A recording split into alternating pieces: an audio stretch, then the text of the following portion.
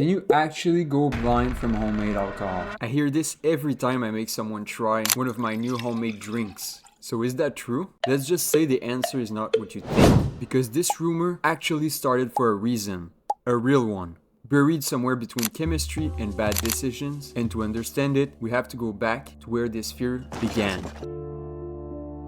This whole idea actually came from the early 1900s. During the Prohibition era in the United States, back then, moonshiners were making alcohol in secret, usually in old radiators or rusty pipes with zero quality control. Some of them didn't even know how to distill properly, or they were straight up cutting corners.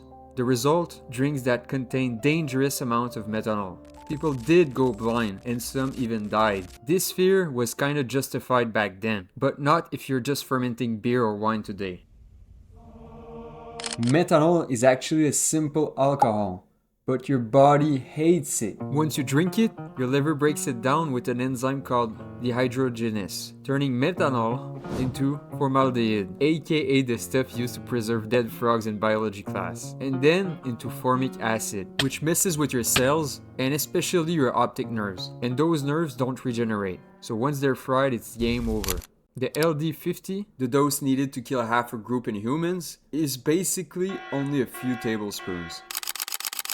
Beer, wine, ciders, and mead are all made from fermentation, yeast converting sugars into ethanol and CO2. And yes, a tiny bit of methanol is produced, but we're talking parts per million here, so it's chemically impossible to go blind from these drinks. So hey guys, if you're drinking my wine, you're actually completely safe.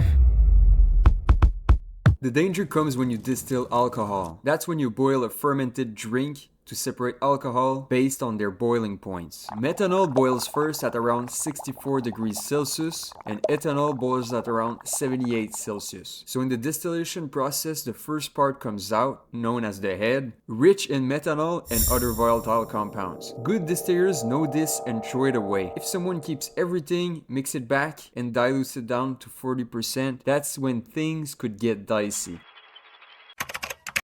But here's where it gets weird. If methanol is mixed with ethanol, like in most drinks, something magical happens in your liver. Both of them compete for the same enzyme, and your liver actually prefers ethanol. So as long as ethanol is around, your liver focuses on breaking down that first, and methanol just waits for its turn. By the time your body starts processing it, most of it has been safely excreted. In fact, ethanol is the antidote for methanol poisoning.